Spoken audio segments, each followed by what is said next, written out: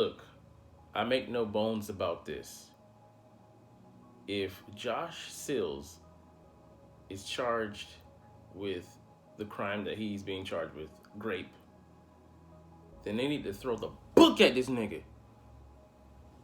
What's up? It's your boy Cintron coming back at you with another Around the League news video and analysis of different things surrounding the Eagles and the other teams, the 31. But first, let's jump into some Eagles issues here. Let's start off with Jalen Hurts' shoulder condition. He isn't on the injury report for this week, but we can clearly see that he isn't 100% at this point. And going into the Giants game, he wasn't 100%, and obviously coming out of it playing, he wasn't going to be 100% either. But he definitely looked affected in the 49ers game. And we won it, so, that's all water under the bridge, his performance and everything. But he took some shots. They called a couple consecutive plays, definitely two on the second scoring drive to make it 14-7 against 49ers. And he got banged up on those. And then he got pushed out of bounds by Hufanga, on a cheap shot play because they were frustrated that the Eagles were just running it down their throats and taking out their frustration on them because they didn't have a passer. We knocked Brock Purdy and Josh Johnson out the game. So, they might have still had Johnson at this point. But all that being said, Jalen, he overthrew AJ. Some other throws just looked off. They sailed on him. That shoulder issue is worse than we think, worse than we know. But it's not as bad as it was before and as bad as we think. So 2 weeks off definitely going to do him well. So we'll see how he comes back. I think he'll be somewhere in between the Giants' performance and the Week 18 matchup. So better than maybe 75%. Better than what he showed, and definitely with the vanilla look that he showed as well. He'll have more weapons to operate with. But I don't think he'll exceed. If anything, he'll match the Giants matchup. And that was plenty enough with a 38-7 beatdown there. And still, even with a 3.7 average that we had on the 148 yards on 44 attempts, rushing attempts, still went out to beat those 49ers 31-7. So I still like our chances. But moving on to other news, Brandon Graham wants to keep on playing beyond this year. And I think that's fantastic, man. I love BG, what he brings to the building and the infectious energy he has. The trash talking before kickoffs. Man, he's just coming at people. Fred Warner last week, and then 2 weeks before that, the Giants, number 97, coming at Saquon Barkley, telling him, you better block because I'm coming at you 2-6. He's just incredible. To bounce back after an Achilles injury and have his best output as a sacker with 11. He had never hit double digits before. 9.5 was his best before this. And it was on limited snap count, so somewhere in the 490 range. Just speaks to the caliber of player that he is at 34, coming back from that type of injury to have his best season statistically in the sack category. I would love to have him back in the same role as a rotational player. But will he price himself out of coming back? And then will the team also feel mutually about that mutual interest? Because, this is going to be a crucial season if we go on to win the Super Bowl. Even if we don't, hopefully we do, but bouncing back and paying guys. You don't want to overpay guys just because you have a personal history with them or, you value them to a premium. Can't go off paying guys for, past achievements. This isn't a lifetime achievement contract or award. We're paying you according to what you can produce out there on the field. And BG, yeah, he has a place here on the team. He has a value even at 35. He's shown that he can still be, I think, have like two more solid seasons. It's definitely in a rotation because we're keeping him fresh and prolonging his career. But he had I think it was a 3-year, $42 million contract that is expiring this season. So he's not going to make anywhere close to that on the open market or here, I believe. But what's the number we bring him back on? 7, 8, 9. I think maybe 9, 10 maybe tops. But I don't know if we have that room, and we'd like to get younger as well. So as sad as it'll be, we don't need to hold on to sentimental pieces. So love BG. If he'd come back at a reasonable price, I think it would be great. And here we get into the very, very serious issue that is unfortunately burgeoned its ugly head and ruined a great outlook on Super Bowl Sunday and the 2-week window that we have coming up into that game being played. Backup O-lineman Josh Seals, who was drafted by the organization here of the Eagles, has been charged with grape. Take the G out of that word and you know what I'm saying. And false imprisonment charges and stemming from last December, where he allegedly held some young woman against her will and did some things that, are despicable to her. And he's been indicted. So he still has to go to court. It'll be after the Super Bowl, conveniently, but he's been put on the NFL's exempt list by the league. And I wish that, the Eagles would have taken action before that even. And of course, they want to, maybe believe their player. And this is a guy you drafted. You're invested in him.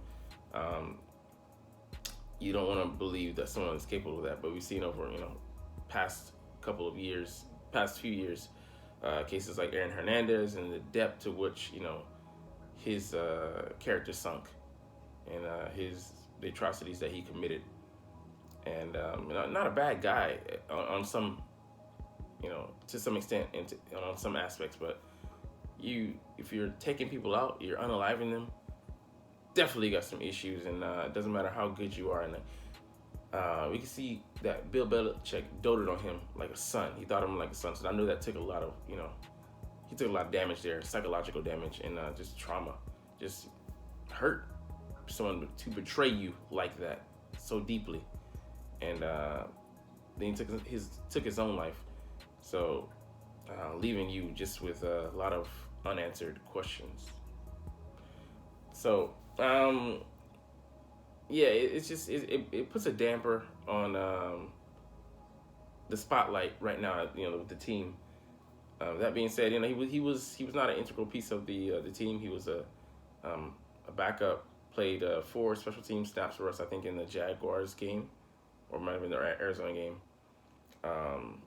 So he wasn't a pivotal piece. But that being said, he still was a part of the organization, and it doesn't reflect kindly on us. So, I mean, like I said, if he's guilty, hit him with everything you got, like it's a final Kamehameha. Dude deserves no freaking leeway. He gets paid, even as a backup, even as a guy on his rookie contract, gets paid handsomely to play a kids game and a sport that we all love. And I don't expect athletes, sports players, professionals to be perfect role models, but it is a job like any other in America, and to some extent. So I do expect some professional decorum and them to adhere to the rules, guidelines, and policies, as well as be a productive member of society. And you can't go out there just freaking abusing people and taking advantage of them and committing atrocities against women. This day and age, man, and especially with his status, like you can get it, get whatever you want, especially as a with your profile and your status and stuff like that. It's just the need to do this kind of stuff is just it's like Darren Sharper a couple years ago. It's like, what in the fuck are you doing, man? The hell? All right. Anyways, moving on from this potential piece of trash. Jonathan Gannon, man, he's staying. He's like, man, he made a kind of declaration. He's like, man, I'll stay. You know, I'll do what I need to. You know, I'll be here. I'm not even worried about, you know, jobs. But I think with Vic Fangio getting that job and leaving us, well, not high and dry, but, you know, leaving us without a backup option in the case that Gannon left. I think when it was clear that the Houston Texans were favoring D'Amico Ryans, their former Pro Bowl linebacker, who was a D coordinator for the 49ers, the 49ers eliminated for the 49ers the past 2 seasons, when he looked like he was going to get the job there in Houston. He decided to stay here, and then, you know, he's got a good squad, got good players, trusted, beloved by his players, and trusted by the organization and the front office. Why not run it back? And especially if he goes out there and put this final feather in his cap and win a Super Bowl, he'll be able to maybe set his own price in the next offseason. And I believe he would leave at that point because, you know, his ceiling, his prospects wouldn't be higher. You know, they would only cease to or likely go down. The probability of that would be high. You know, you want to go off or try to haggle when you're at a high point, and that your value is not going to be higher than coming off a Super Bowl. Even, you know, whatever happens next season, he'd have to dramatically have his performance go down. His units suffer catastrophically to have his status around the league be negatively impacted heavily like that. But yeah, let's look at some other issues around the league that are non-Eagles related, but technically some of them gonna have a few linkages. You'll see. Tom Brady's retirement, man. This is like the huge issue, you know, going around the league. Of course, you know, he's played 23 years, and he's considered the GOAT by many. I think he is the GOAT, man. Even playing in the modern era, what he's been able to accomplish, you know, nobody. He's got rings for 2 hands. That just says it all right there, man. And the amount of ability, adaptability, he's been able to play with and to win Super Bowls with 2 different franchises. And he was a cornerstone there in New England. I mean, just a stand-up guy, role model that everybody looked up to, and just a generational talent that was unearthed in the 6th round. Just, you know, it's a Cinderella story, and then just the guy had a hunger for the game, just a drive, insatiable. He's to be celebrated. One of the greats that we've been able to witness in this generation. And, you know, he just outlasted a lot of guys that, you know, drafted in front of him, behind him. And he's a modern day wonder. At 45, you know, he could still play. He can still fucking play. And not just at a so-so level. He could, you know, play to a high level, but he's deciding to hang it up and right out into greener pastures and maybe capitalize on that $300 million contract that he was offered to step up into the broadcasting booth. I mean, why not? Why not cash out? You already have hundreds of millions of dollars, especially, you know, with endorsements as well, as his playing money. They probably hasn't even had to touch because he's, you know, just been the face of the league, and that's come with so many different bonuses and amenities. But yeah, I mean, hats off to him. Definitely not happy not to see him, but yeah, man, it was a joy to watch him and hate him. He gave my Eagles their first Super Bowl loss in the modern era. Well, not in the modern era, but in the 2000s. But we got revenge on the same. I'm glad we faced the same team, beat them 41-33. Shout out to Nick Foles and that statue that we have in Philly, and Dougie P. Y'all may be gone, but y'all will never be forgotten. And we came against him, and then, you know, the play that he fell down, Nick excelled on, catching the pass. It was just like a one-up. I was just like, ah, loved it. But anyways, he's out of here, so enjoy your retirement. You'll still be close to the game if you take that job, which you most likely will. All right, next, Sean Payton. The Broncos find the next head coach by striking a deal with the New Orleans Saints. They trade a first rounder this year, and that's a 29th overall pick, and a second rounder next year, and then a future third round picks. I mean, the Saints come out making, they made out like bandits in this trade. And for me, I'm like, I get it. He's a great coach, but some time has passed. I don't know if he is upper echelon right now. Maybe I say maybe top 10, but for me, yes, you can always say he's probably been a student of the game, still, been studying and kept himself abreast of strategies and still adding to his playbook or whatnot. He never sleeps. He's been known as, of course, he's a workaholic. We know that, but is he worth all that? I mean, I would rather just take some a bridge coach and save those picks, because that's banking a lot, and he's being tasked with fixing Russell Wilson. Is this because Russell Wilson already been 10 years in? Was this season a sign of things to come, or was it an aberration? I don't know. I really don't know where it lies. I'm not a Broncos fan. I wasn't closely analyzing the season, but it said let Russ cook. Russ might have been cooked. I don't know. New team, new settings, new offense.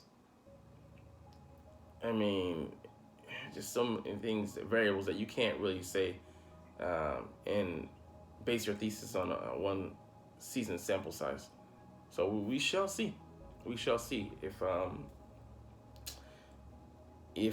Sean Payton can sprinkle his magic or voodoo that he learned there in New Orleans on Russell Wilson. But I think he'll improve him, and but definitely by the season's end we'll see if Russ truly has some limitations, or if he'll just have to adjust, moving forward. He's a different quarterback because his scrambling is not as prevalent as it has been in the past because he's just older. He's in his 30s now. So, but yeah, it'll be interesting to see. I wouldn't have given that amount of leverage, future draft composition up. But hey, Broncos, they're all in on that man because they might have taken away his office and parking spots, but they're still on the hook for $250 million. God damn. All right, moving on to the next spot. 49ers, they interviewed Steve Wilkes, the Panthers interim head coach, who did not continue to be the coach. He didn't get the job down there with the Panthers for the D coordinator spot. And I think that's a good move. I don't know if he feels like he's out for the job after Frank Reich got hired.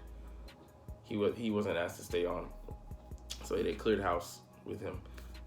I think that's a good move for him. That'd be a good move also as well for the 49ers. He's got a good mind, aggressive coach, and caused some interesting schemes. And those guys, they played for him there, so I mean that was a big thing as well. You always want to see how would people react to him, and he was playing a larger role there. He was the head coach, so tasked with leading not just half of the squad or like a good third of it, but a whole team, and they responded to him. So that's always a good sign. And what can he bring to the table there? I think it'd be a great fit for him. They would be a good reflection of him. Those 49ers players they have there, a lot of good players, great players there. And I think he actually would. I don't know if he'd be a better fit than DeMeco Ryans. DeMeco did a good job, but that defense, and also the system they came in, but maybe it's just the way they raised DeMeco, trained him up there.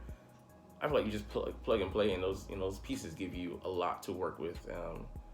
And I think they would really accentuate Steve Wilkes, and he would be able to put a stamp on them as well, and make them play to that standard and maybe above. So I don't know. It ain't none of my business, but I think they should hire him. Next, the potential retirement of Trent Williams. You know, the Silverback acted out and baptized one of our players, Kayvon Wallace, on Championship Sunday. But he's 34, going into his 13th season, or he played just, I think, his 13th season. Going to his 14th if he continues on, not getting any younger. And you know, he said he, you know, the wear and tear, playing in back-to-back championship games, and he also lost the Super Bowl, and that wears on you mentally. It's just the long, you know, these long seasons, playing 19 weeks in, and you know, you came up, it's all for naught because you came up, you know, goose eggs with this Super Bowl run. The Philadelphia Eagles put it personally into it, so I like that. But yeah, he's contemplating that. He said, you know, the wear and tear is wearing on him, and you always look at it at this point. He's, you know, 13 years, so he's, you know, he's a well-vested vet. Is it worth it at this point? And he's going to, like he said, like, championship weekend is fun. That's not it. The hard part. It's the day-to-day.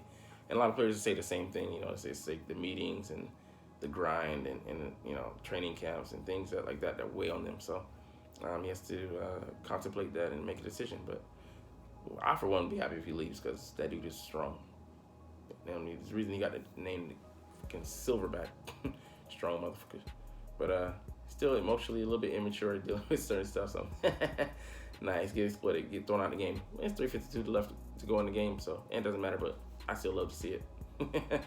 Go check my video out on my comedy channel with I made fun of that moment. So yeah, and actually it made him look good. All right, last we're gonna touch up on Nick Bosa, and he kind of looks like Salt Bae because he's feeling extra flavorful. It's interesting because some of them people don't usually put that on their food. All right, but he said Nick Bosa said he won't be watching the Super Bowl. He says it'll be a good battle. I won't be watching, and he's in his feelings because, you know, the Eagles beat him, and then they thought they had a good shot, and you know, they lost Purdy and they lost Josh Johnson. And really, that was their last attempt at even trying to stay afloat in the games, be competent. And yeah, just didn't go out. Things didn't play out in their favor. So he's feeling crunchy, like a Nestle Crunch bar. And I mean, I can't blame him. But the Eagles fan in me is like, shut up. You know, so I don't feel bad for him. You know, he's counting his millions or whatever. But yeah, go. Like I said, I've said this, I think this is my third video saying this, but you want to blame somebody, don't be mad at the Eagles. Be mad at Kyle Shanahan for putting your quarterback in that position to, you know, have a tight end fail to block and get your quarterback hurt. It ain't your first quarterback, ain't your second, not even your third. It's your fourth quarterback you lost this season. Maybe protect the guys. Maybe. And then Kyle tried it again in the game and it failed. And he got the quarterback sacked with another tight end. Like, at what point do you fucking learn? I mean, I'm playing devil's advocate because, I mean, this is on my team out, so you know, do what you do, Kyle. F you, Kyle. All right, and on that note, let's get up out of here. So, 5 Eagles are on the injury report, and no practice, but if they had to play, they wouldn't have been able to. I mean, practice, it was just practice, like I said. They wouldn't have been able to practice, and 6 49ers were on that. I mean, not 49ers. All of them is on that list because they ain't playing. 6 Chiefs were on that list. That list, not list, whatever I said. But, yeah, we're getting up out of here. Fly, Eagles, fly. Let's motherfucking go. Like, comment, share, subscribe Thanks for watching. Check me out at Cintron, Cintron Anime, Cintron Life, or Cintron Laughs, or other social media.